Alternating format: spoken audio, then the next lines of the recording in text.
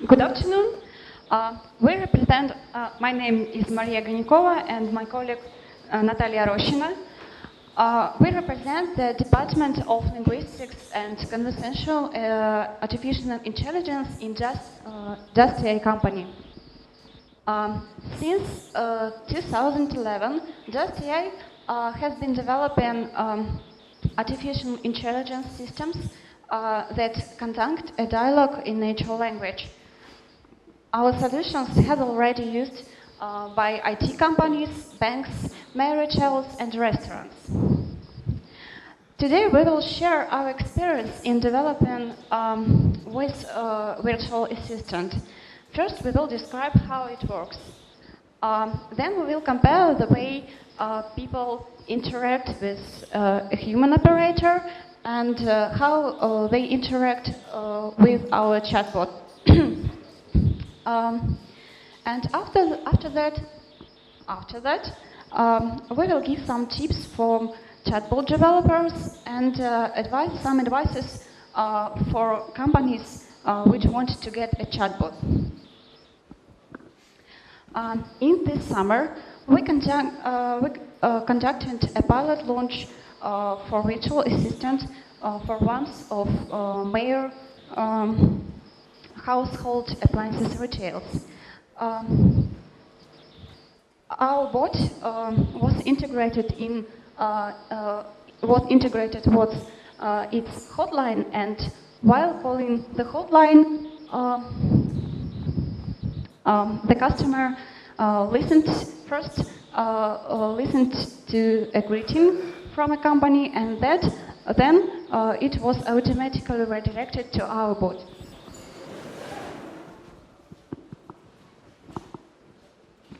Меня зовут Алена. Я ваш виртуальный помощник. Скажите, чем я могу вам помочь? Well, meet Alena. She asks the customer for the reason of a call, understands and classify queries, and redirect the call to an appropriate operator skill group. While working on Alena, we studied customers' dialogues with operators, and we assumed that people would communicate with the bot in the same way, but no, they don't. In the very first days of the launch, it became obvious that requests to the bot were dramatically different from requests to the bot. For a human operator. At least they were much shorter. These facts point out that there are certain things people tend to hold back when communicating with the bot. And today we are going to talk about these things and other specific features of the communication between human and our voice assistant.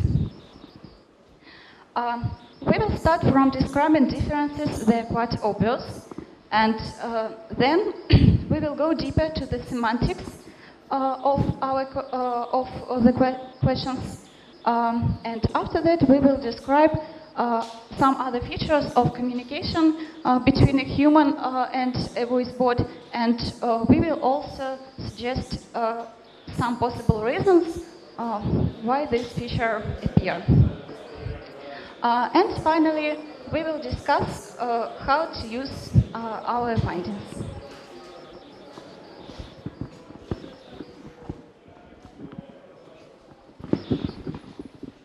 So, before starting our comparison, a couple of words about our dataset. Our assistant classified all the calls by 6 categories, by 6 main topics. They were questions about order execution, about product search, promotions and discounts, questions about bonus program, claims and complaints, and of course exchange refund. The calls that were not classified traditionally went to the group called Other, and this group we didn't examine. From each topic we randomly selected several tens of questions that were addressed to an operator and the same amount of requests to the bot. In total, we compared 920 requests. So the first criteria was, of course, a length of query. As you can see, we counted maximum, minimum, and an average number of words per request. As you can see, a typical and average request to an operator is approximately 6 times greater than request to the bot. This difference is especially notable in a topic claims and complaints when it rises to 11 times. So look at examples. Can you already guess where a request to an operator is? So why this difference is so big? Even after a quick look at the requests to the bot, we can note that customers just skip such things as greetings, self-representing, addressing the operator, the interlocutor, and some markers of politeness and parenthetical constructions. In general, people still use some common parenthetical constructions and politeness markers, perhaps by inertia, but they definitely don't want to introduce themselves or address the bot like an equal interlocutor. Now, the part about semantics.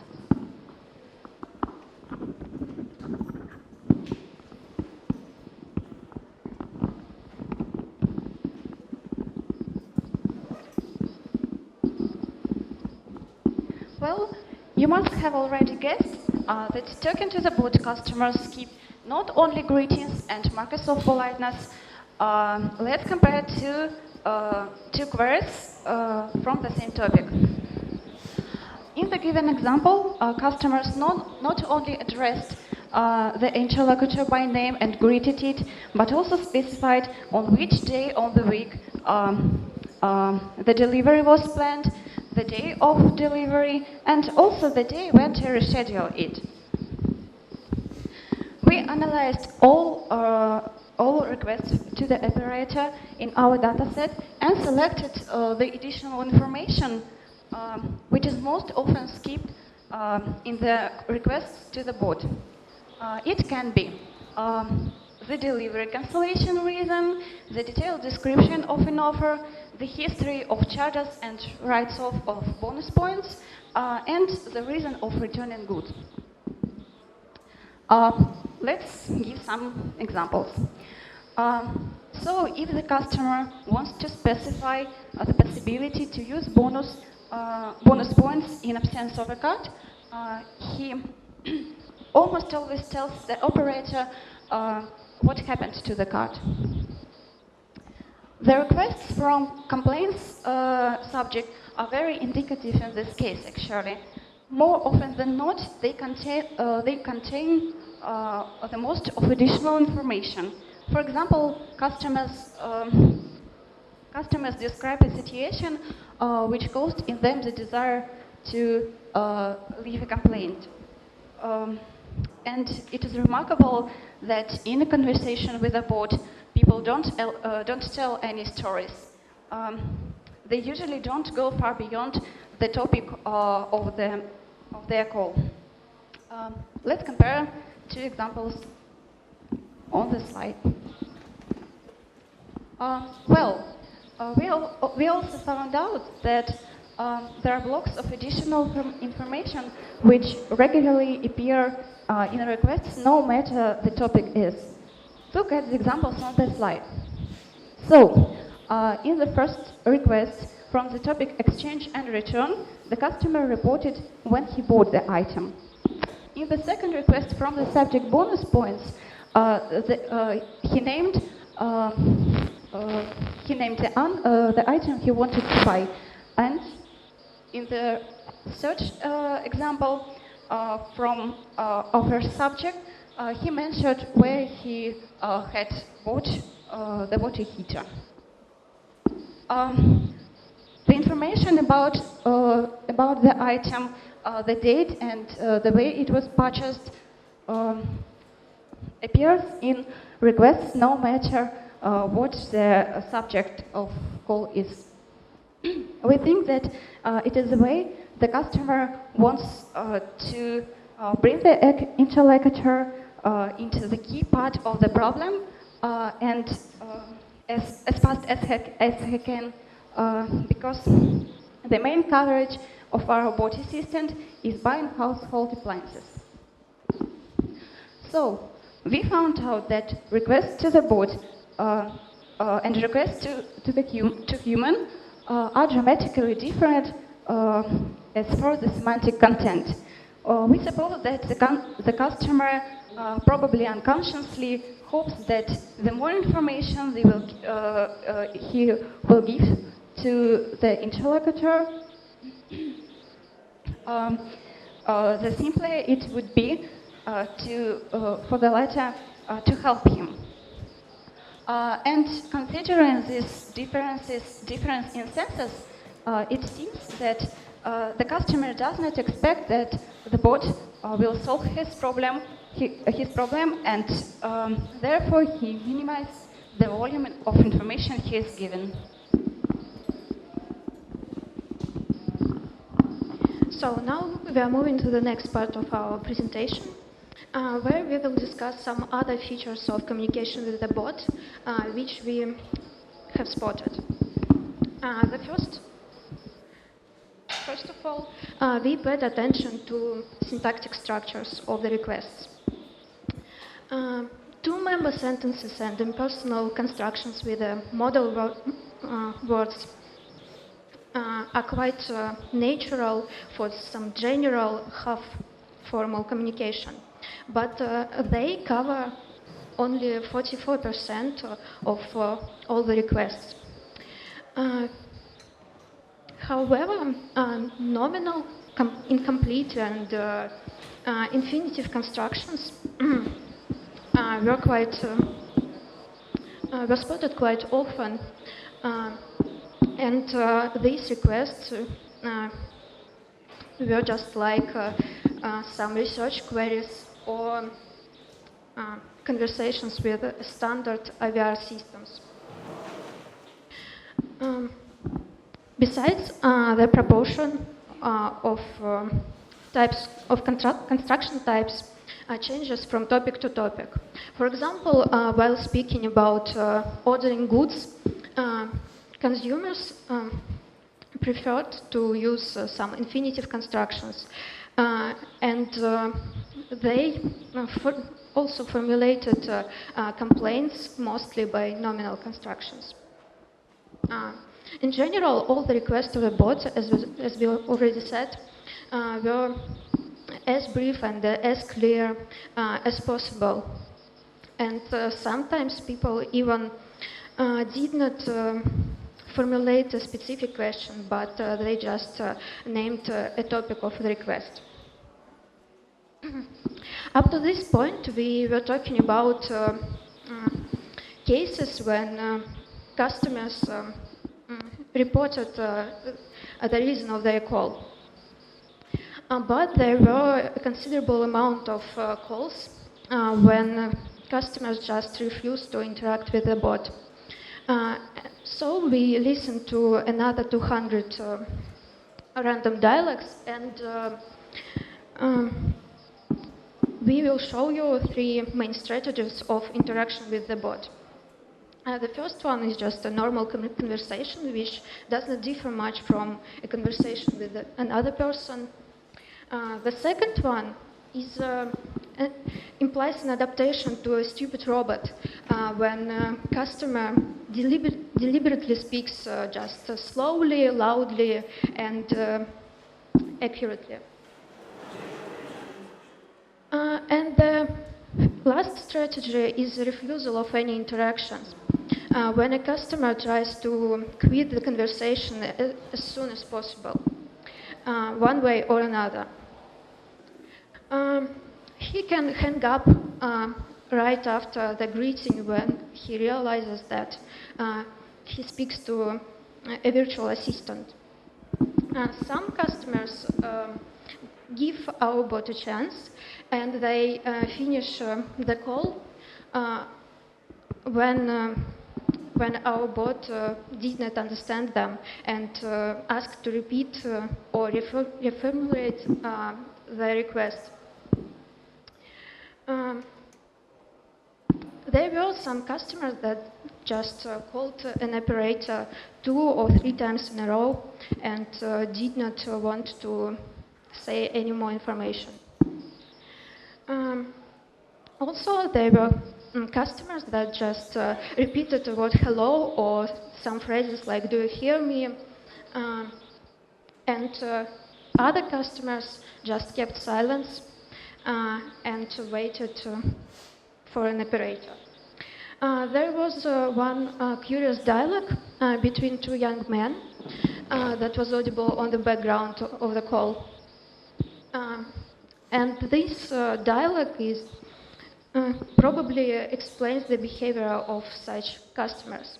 When one man heard that he's talking to a virtual assistant, he said, it's virtual assistant, and the other just answered when, then later chat bot itself.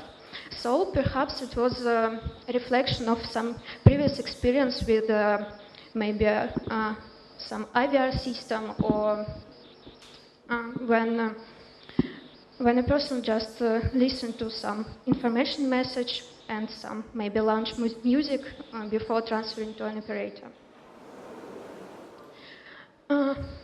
So, as a result, 53 out of 200 of calls were interrupted, and the customers showed their unwillingness to communicate with our bot.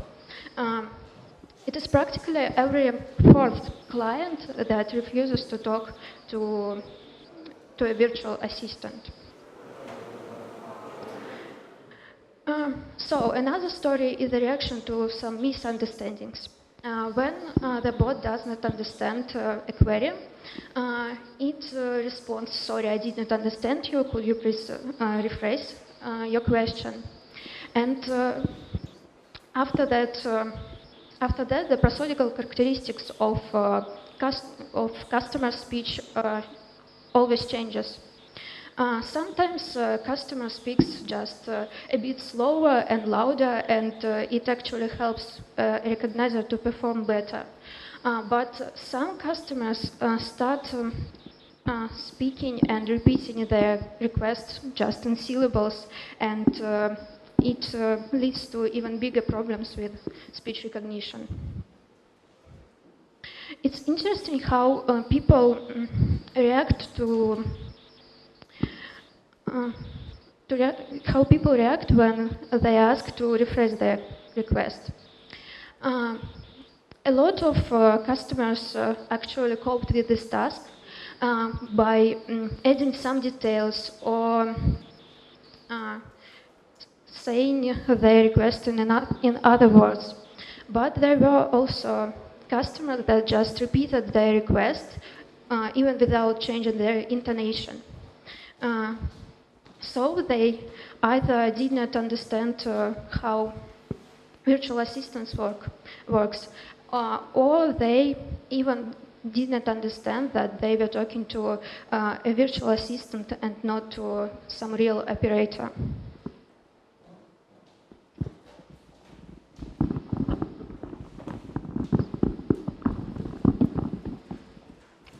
Well, summing up the results of our study, we have come to an understanding that many people are not ready to take chatbots as full-fledged interlocutors yet.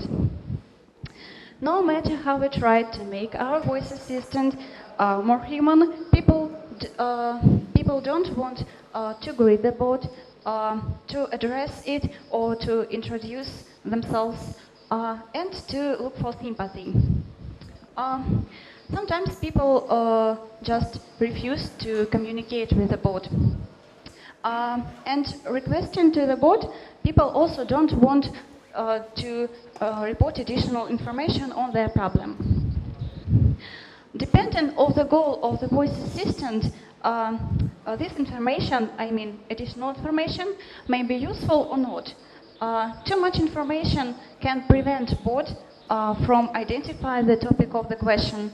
But if your bot is supposed to solve the client's problem on his own, this information may be very helpful. The boy won't need to ask clarifying questions, and it will speed up their decision-making process. We have put a number of hypotheses about the reasons of such hiding information from the bot. Firstly, customers most likely do not believe that the bot will understand him and will be able to help. It is remarkable that more mistrust to the bot is shown by younger people. They formulate their requests very briefly and report a minimum of information. The older generation, on the contrary, don't mind to have a small talk with the bot. We would like to share with you a couple of interesting conversations in which people interact with the bot as an equal interlocutor. Меня зовут Алена. Я ваш виртуальный помощник. Скажите, чем я могу вам помочь? Алена, очень приятное имя. У меня в детстве Алена была. У моей жены сдох компьютер.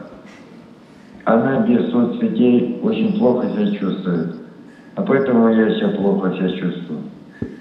Вы скажите, я в Красноярске могу купить Пожалуйста, ноутбук? подождите. Сейчас я соединю вас со специалистом. And the second interesting conversation is... Меня зовут Алена. Я ваш виртуальный помощник. Скажите, чем я могу вам помочь? Девушка, знаете, я в вашем магазине купила холодильник 21 числа, а мы привезли 22-го, 23-го включили. И с тех пор у меня холодильник какие-то звуки отдает, даже как будто корова мычит. Я даже на балкон вышла, думаю, не знаю, возле балкона корова, что ли, ходит. Короче, вот сколько дней жду, думаю, перестанет, нет, до сих пор. Что мне делать? Well, secondly, some people just don't understand how to interact with voice assistants. They treat the bot like a mechanism which understands only brief and precise commands. It explains short requests that look like for requests for a search engine. And thirdly, some customers ask to transfer them to the operator in the very beginning of the conversation. They believe that this way they will save their time and solve their problem faster. However, conversations in which people just call an operator lasts longer. Since the bot's goal is to classify as much calls as possible, it tries to clarify the reason for the call. And finally, the emotional component. People always look for sympathy. Customers may believe that the more they tell about their problems, the sooner the operator will sympathize with them, and as a result, the problem will be solved better and faster. Or at least a customer will throw out their negative emotions.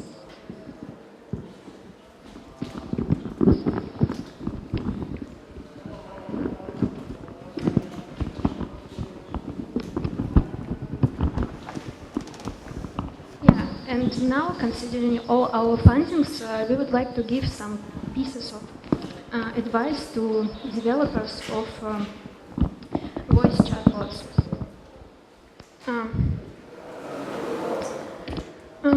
First of all, your chatbot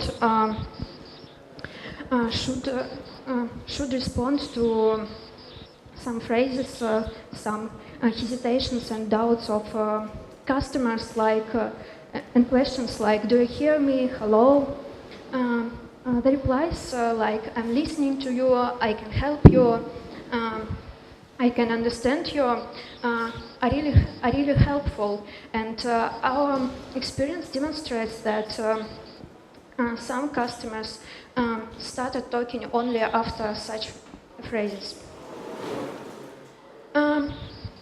As we have seen already, some customers just does not understand how to interact with the voice assistant. And for them, we need to add some additional instructions and response to the questions like how to interact, how to talk with this thing. We also have to save customers' time. I mean that when there are any problems in communication with the bot, it should transfer a customer into an operator as fast as possible. For example, when the bot doesn't understand a client 2 times in a row, or when he keeps calling an operator, or just keeps saying hello or I hear me, do you hear me? So the bot should transfer this call to an operator. As for the emotional component, there is little we can do, so we just hope that soon chatbots will recognize people's emotions better and will react to them adequately. We also would like to address companies that dream of their own voice assistant. First of all, they should prepare and provide the developers with logs of dialogues with an operator. For example, a log of dialogues for the last month. These dialogues would become a basis of the main model, and they will help to make an assistant more intelligent. It also would be useful to prepare an operator workstation to get transcripts of dialogues. So customers won't need to repeat their questions after transferring because operator would already know what the problem is. We should prepare operators for the fact that speech recognition is not perfect. Sometimes it just confuses some similar words, but sometimes it returns an absolute nonsense, as you can see on slide. So an operator should not get lost and just quickly find out the missing information. And maybe the last advice, it can make sense to hold the client a little bit more on the line before transferring, so an operator will have time to actually get acquainted with the information that was collected by bot and to prepare the necessary script. So in conclusion, we would like to say that virtual assistant is a really promising means of communication between business and customers. Maybe today people are wary of bots, but let's be honest, we behave the same way with every new technology. And if high quality virtual assistants enter the market, the situation will change soon, and both the customers and the companies will be able to experience all the benefits of interacting with chatbot. So thank you for your attention.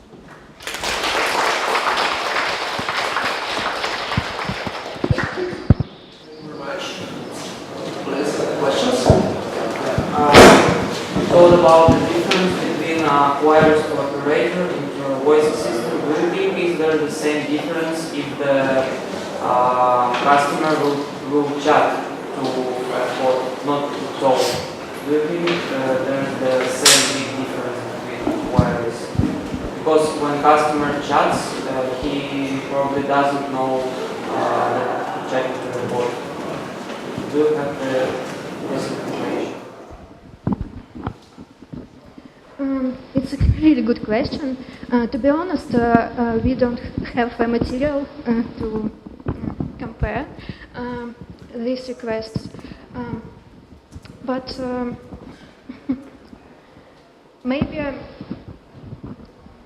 a customer does not know that he is actually talking to the bot. He feels he feels just more comfortable and just provide all the necessary information.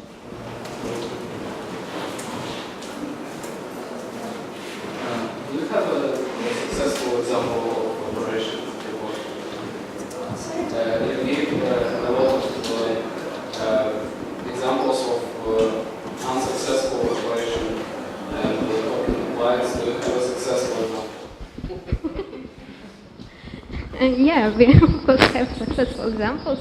Actually, the main goal of our bot was to classify the calls, so he just generally listen to the query, the request, and just transfer to the appropriate skill group of operators. So it doesn't answer directly? No, he doesn't answer. Did you try to hide the fact that this is a bot, so people would more likely to talk? No, we did not.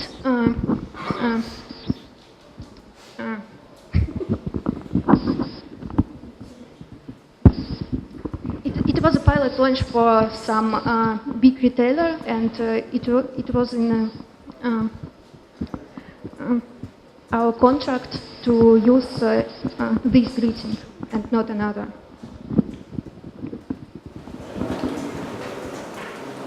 More questions? So yeah, I might not ask you to suggest, but when you were talking, I couldn't believe the thought that talking with a bot is something similar with talking to the person who is not a native speaker. So, for instance, when speaking in English with a person who obviously knows much worse than you do, you try to express something, you play with like, you know this word, or try to reduce this. So virtual assistants are in certain terms people who do not speak Russian well, or English well, or any language well, because still they know language much worse than we do. And maybe the main problem is not that people are just afraid of talking with chatbots in general, but because they really don't know like what skill of this particular bot are. So does he know this, does he know this? So this is why people try to, not only because of this, but also because of this, try to simplify everything they say, because when you give a whole story about like, I have all this, so there was a problem, maybe the chatbot will not understand what the problem is, because there are too many facts, and we really cannot expect, is this chatbot capable for handling all this information, or it will fail after our third sentence. And do you have any story of people who had like been speaking to this chatbot not only once, but for a month, for instance?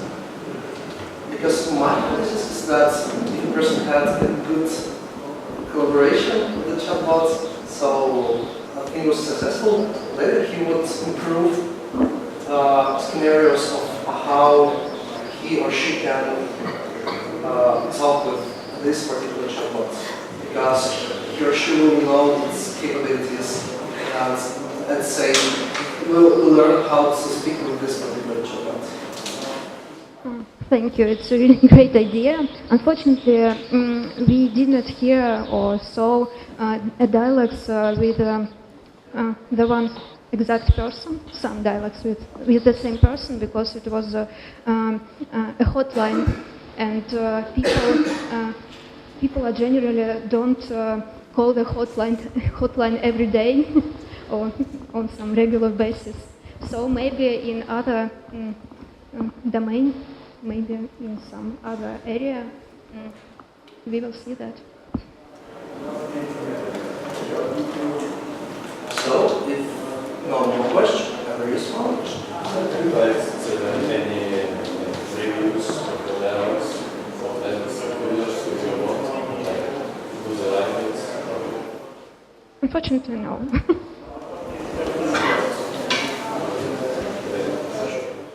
Maybe next time. Any more questions? If no, let's thank speakers.